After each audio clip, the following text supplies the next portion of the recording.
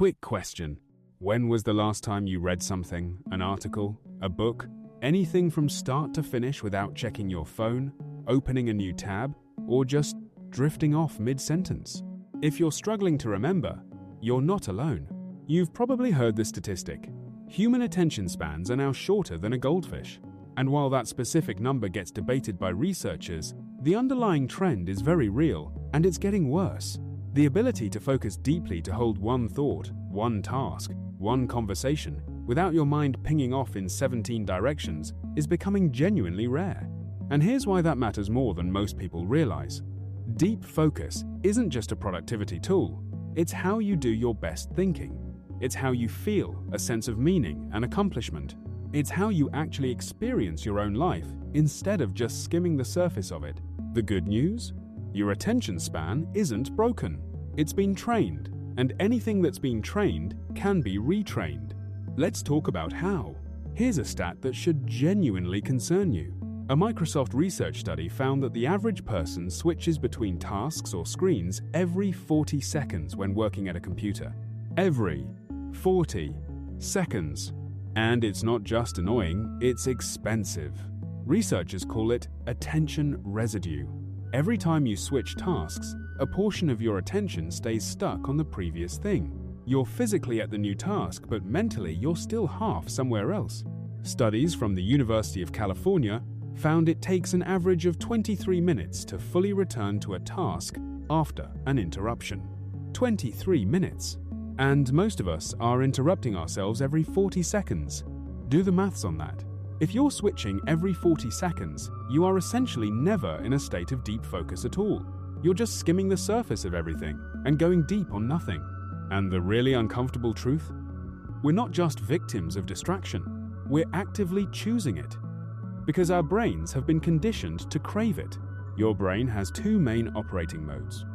Researchers call them the task-positive network and the default mode network. The task-positive network is active when you're focused, engaged, doing the thing. The default mode network, sometimes called the wandering mind network, is what activates when you're not focused on anything specific. It's responsible for daydreaming, replaying memories, imagining the future, thinking about yourself and other people. Here's the key thing.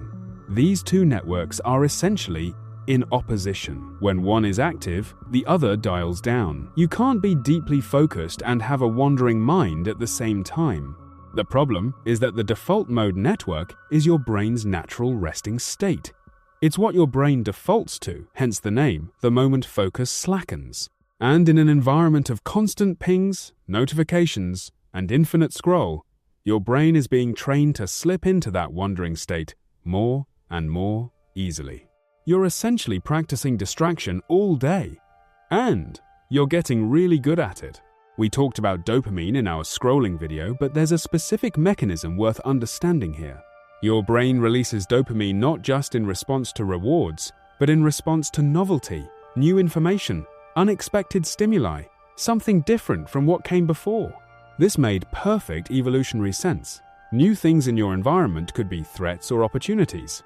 Paying attention to them kept you alive. But in 2024, novelty is infinite. There's always a new notification, a new post, a new headline, a new video. Your brain's novelty-seeking system, which evolved for a world where genuinely new things were rare, is now being bombarded thousands of times a day. The result is that sustained attention, staying with one thing, even when it gets boring or difficult, starts to feel almost physically uncomfortable. Because your brain has been trained to expect a hit of novelty every few seconds, and when it doesn't come, it starts looking for an exit. That uncomfortable, restless feeling you get a few minutes into trying to focus, that's not you being bad at focus. That's withdrawal. Mild, but real. Here's both the scary part and the hopeful part. Your brain is neuroplastic, meaning it literally changes its structure based on how you use it. The neural pathways you use most get stronger, the ones you neglect get weaker. If you spend most of your waking hours switching rapidly between inputs, phone, TV, podcast, social media, you're reinforcing the neural circuits for scattered attention. You're physically building a brain that's better at distraction. But the reverse is also true. Every time you sit with discomfort and stay focused, even for a few minutes, you're strengthening the circuits for sustained attention. You're building a better brain. Focus is a muscle. You've just been skipping the gym. Here's how I want you to think about this. Your attention is the one resource that everything else in your life flows through. Your relationships, your work, your creativity, your happiness, all of it is experienced through the lens of where your attention is. A life with a fractured attention span is a life half-lived. Not because you're doing bad things, but because you're never fully present for any of them. The philosopher William James wrote in 1890 that the ability to voluntarily bring back a wandering attention over and over again is the very root of judgment, character, and will. He said an education that improved this faculty would be the education par excellence. That was 1890, before smartphones, before social media, before infinite scroll. He knew then that attention was the thing. We've just made it immeasurably harder to protect.